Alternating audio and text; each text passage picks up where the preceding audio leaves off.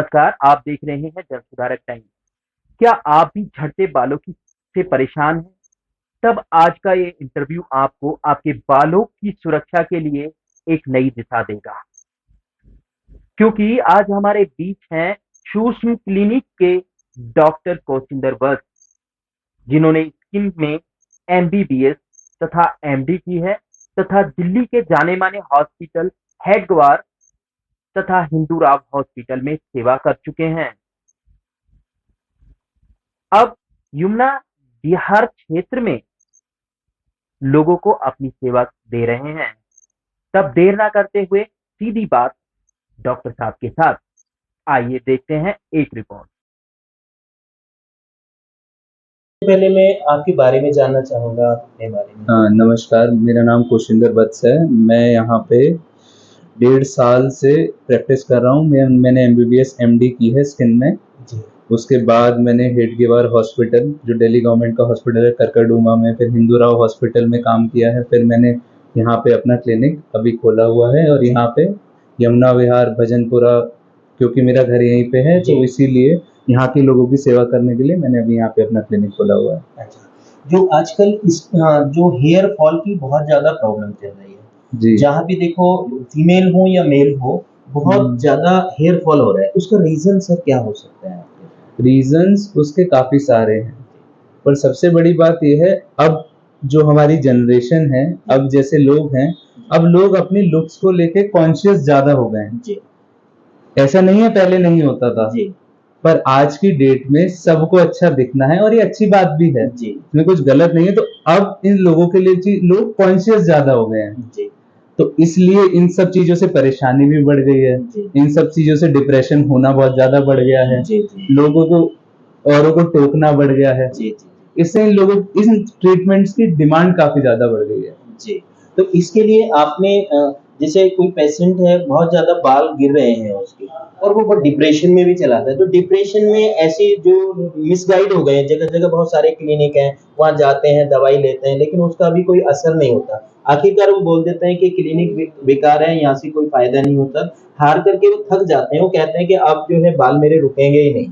इसके बारे में आप क्या कहना चाहेंगे? सर, जब मैं मुजफ्फरनगर मेडिकल कॉलेज में एमडी कर रहा था, वहाँ पे भी काम कर रहा था, फिर हेडगेवार में था, मैं हिंदूराव में था, जो मैंने चीज़ सबसे ज़्यादा नोटिस की, स्किन के डॉक्टर के पास, जिसने एमडी स्किन करी होती है, उसके पास मरीज थक हार के सबसे लेट आता है। उससे पहले वो बहुत सारे काम कर चुका होता है। वो अपने घर वालों की राय ले चुका होता है, टीवी पे एडवर्टीजमेंट देख के उल्टी सीधी दवाइयाँ लगा चुका होता है। बहुत सारे बड़े-बड़े कंपनियां हैं जो झूठी चीज़ों को बेच रहे हैं।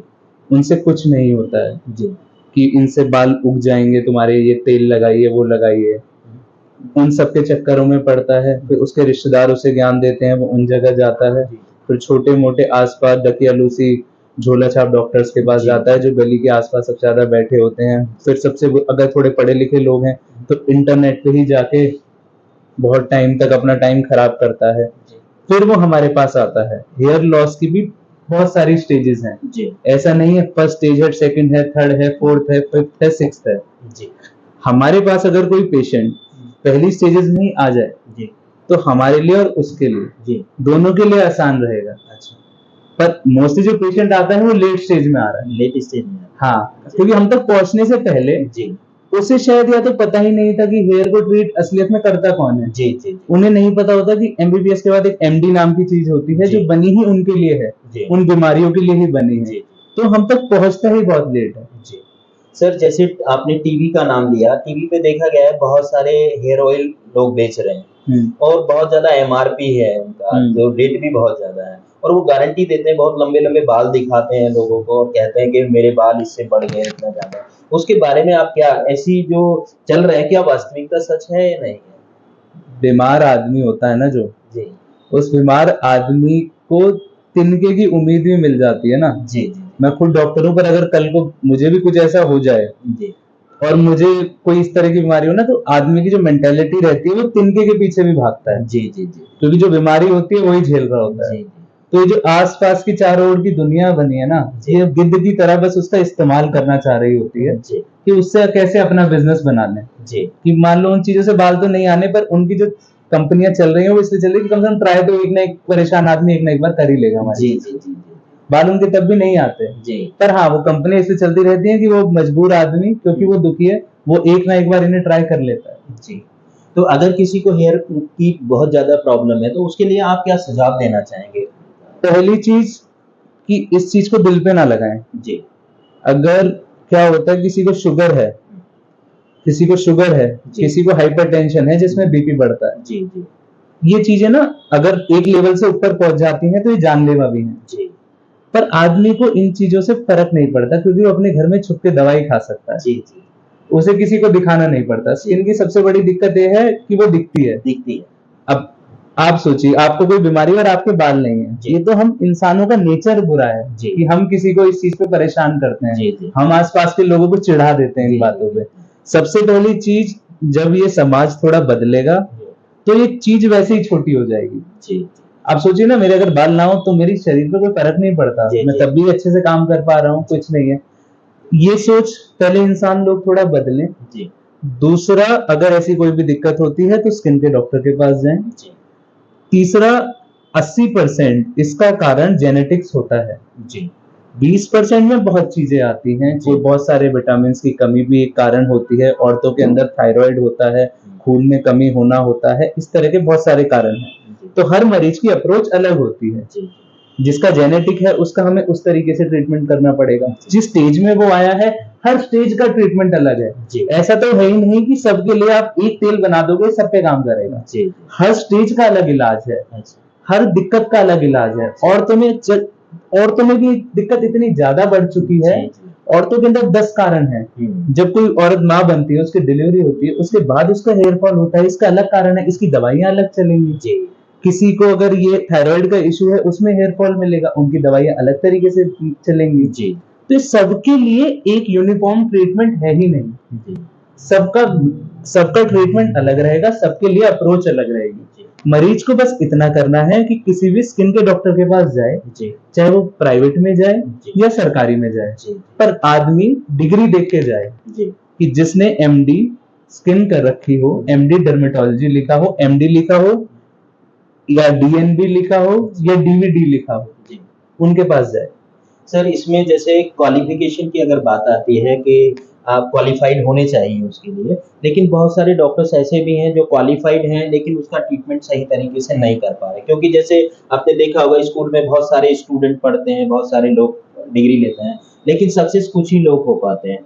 ठीक है। देखिए, हेयर का ट्रीटमेंट कोई बड़ी चीज नहीं है, जी पर इसमें सच बात एक ये भी है कि एज अ डॉक्टर, नॉट, मैं अपने फील्ड की ही बात नहीं कर रहा जी हूँ, जी मैं अपने फील्ड की बात नहीं कर रहा हूँ, मैं सिंपल डॉक्टर्स की बात कर रहा हूँ। जी क्या होता है, डॉक्टर होता है इंसान, जी। भगवान नहीं होता। उसने उसमें और नॉर्मल पेशेंट में सिर्फ इन किताबों का फर्क होता है जी, जो जी। ऊपर रखी है। जी जी तो और दूसरा, आदमी की किस्मत का रोल जी और उसके जेनेटिक्स का रोल और सारे ये सब चीजों का रोल भी 80% है, 20% डॉक्टर का रोल है। जी कई बार डॉक्टर अपना पूरे मेहनत करता है, जी तब भी रिजल्ट नहीं आ पाता नहीं किसी आता किसी था। में। हाँ जी जी तो इस चीज में तो ना अपने आप को ये चीज ना वो करने की नहीं है, भाई मेरे पास कोई आएगा तो उस पर रिजल्ट आएगा ही आएगा, जी क्योंकि मेरा रोल, मैं भगवान नहीं हूँ या ना कोई और डॉक्टर भगवान है। जी जी अगर किसी ने पर ये डिग्री कर रखी है ना, क्योंकि ये डिग्री वाले लोग अब भी कम है, जी अब भी कम है, उन लोगों के पास निश्चिंत होके जाइए, वो कम से कम आपको मिसगाइड नहीं करेंगे, जी आपको कोई गलत सलाह नहीं देंगे, जी आपके साथ कोई धोखा नहीं हो रहा होगा, जी और आपको रिजल्ट मिलेगा और आपको बताया जाएगा इतना रिजल्ट है। अब जैसे मान लो कोई फिफ्थ स्टेज, अब स्टेजिंग है इसकी जी कि यहाँ की सिर्फ लाइन गई है तो फर्स्ट स्टेज है, पीछे से और जाने लगी सेकंड, इस तरह से। अब अगर कोई आया भी मेरे पास फोर्थ स्टेज में, फिफ्थ स्टेज में, उसमें बना है ट्रांसप्लांट करना जरूरी है फिफ्थ स्टेज के बाद, ठीक है, नहीं तो कोई रिजल्ट नहीं आएगा ट्रांसप्लांट के बिना। अब पर कम से कम मैंने उसे बता दिया कि भाई अब आप ट्रांसप्लांट कराइए, अब मेडिकेशंस आप पे वर्क नहीं करेंगे। अब ये ज्यादा बेटर है, इसे एक मरीज ऐसे भी ले जा सकता है कि भाई इस डॉक्टर ने तो मुझे कि मेरा ट्रीटमेंट ही नहीं हुआ, और एक है कि वो गली कूचे में झोला छाप उसे तेल दे रहा है, जी जी वो उस तेल को लगा रहा है और खुश है, 6 महीने बाद उसे फिर नाराजगी हो। तो कम से कम जो क्वालिफाइड इंसान होगा ना, वो पहले दिन ही उसे सच बता देगा, जी जी कि उसे रियलिटी चेक दे देगा, कि उसकी एक्सपेक्टेशन ना बढ़े। जी। तो हेयर ट्रांसपेरेंट जैसे होता है, कुछ लोगों ने करवाया है, वो कहते हैं कि मैं फायदा नहीं हुआ, वो निकले नहीं, उसका क्या रीजन होता है, क्या ऐसा भी है?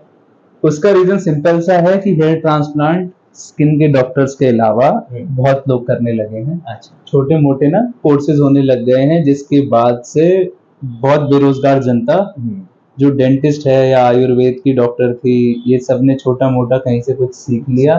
जी यहाँ पे भी मैं नाम नहीं लेना चाहता, अपने एरिया में भी इस तरीके के बहुत लोग हैं। जी जी जी वो लोग ने ना नाम खराब कर दिया है। जी नहीं तो ट्रांसप्लांट बहुत अच्छा वर्क करता है, जी बहुत सेफ सर्जरी है, जी कोई इसका साइड इफेक्ट नहीं है। जी साइड इफेक्ट उन लोगों का होता है जब अनक्वालिफाइड इंसान इन्हें करता है, क्योंकि वो बराबर जांचें पहले नहीं कराते हैं, जी जल्दबाजी करते हैं, जी प्रोटोकॉल्स को फॉलो नहीं करते हैं। जी। तो आप पेशेंट को क्या सावधानी बरतने के लिए बोलेंगे, इसके लिए हेयर ट्रांसपेरेंट के लिए अगर कराना चाहते हैं, बाल झड़ रहे हैं, उनके लिए भी क्या सावधानियों के लिए बात करेंगे? कुछ नहीं, बस अपने एक तो खाने के ऊपर ध्यान रखिए, अच्छा खाना खाइए, बैलेंस डाइट खाइए, जी प्रोटीन अच्छी मात्रा में होना चाहिए खाने के अंदर, जी जी कैल्शियम विटामिन डी की कमी नहीं होनी चाहिए आपके अंदर। ये जांचें अपनी, सिर्फ बाल एक जरिया है, पहले ये खून की जांचें नहीं हुआ करती थी। जी तो जो बाल हो गए, नाखून हो गए, हमारी स्किन हो गई ना, इन्हीं से बहुत सारी बीमारियां पता चल जाती जी थी। जी जी तो ये सब चीजें ना, भगवान का एक तरह का आईना था, जिससे आदमी को पता चले कि मेरे अंदर कुछ कमियां हैं। जी जी तो आप अपना खाने पीने का अच्छे से रखिए, अपने सारे विटामिन वगैरह, बैलेंस डाइट खाइए। जी दूसरा, अगर बाल झड़ रहे हैं तो इनिशियल स्टेज में ही ट्रीटमेंट स्टार्ट करा लीजिए, जी और इसके अलावा इस चीज को एक बहुत बड़ा इशू ना बनाए। जी इस चीज को मान लो कि कोई नहीं अफोर्ड कर पा रहा हो ट्रांसप्लांट को, या जी फिर लाइक कोई अपने कोई ना कर, ये कोई इतनी बड़ी बीमारी नहीं है जो आपकी लाइफ के आड़े आने चाहिए। जी एक बाप जब भी अच्छा बाप बन के रह सकता है अगर उसके बाल ना हो। जी जी एक आप भी रिपोर्टर हैं, आपकी खुद की कलाएं काम करने जी की, जी वो जब भी रहेगी उसमें बाल का बड़ा योगदान नहीं है। जिस जी दिन हम इस चीज से ऊपर उठ गए, तभी बीमारी ही नहीं रहेगी, ये परेशानी नहीं रहेगी। इंसान की बनाई हुई है, भगवान की बनाई हुई है ही नहीं। जी जी। थैंक यू, बहुत बहुत धन्यवाद डॉक्टर साहब, आपने जो इतनी जानकारी दी, और हम ये आशा करते हैं कि क्षेत्र के जितने भी लोग या जो भी इसको देख रहे होंगे, वो ज़रूर इन सावधानियों का पालन करेंगे और सही जानकारी लेकर सही डॉक्टर के पास अपना ट्रीटमेंट कराएंगे। आप देख रहे हैं जन सुधारक टाइम, मैं रोहित शर्मा, उत्तरी पूर्वी दिल्ली।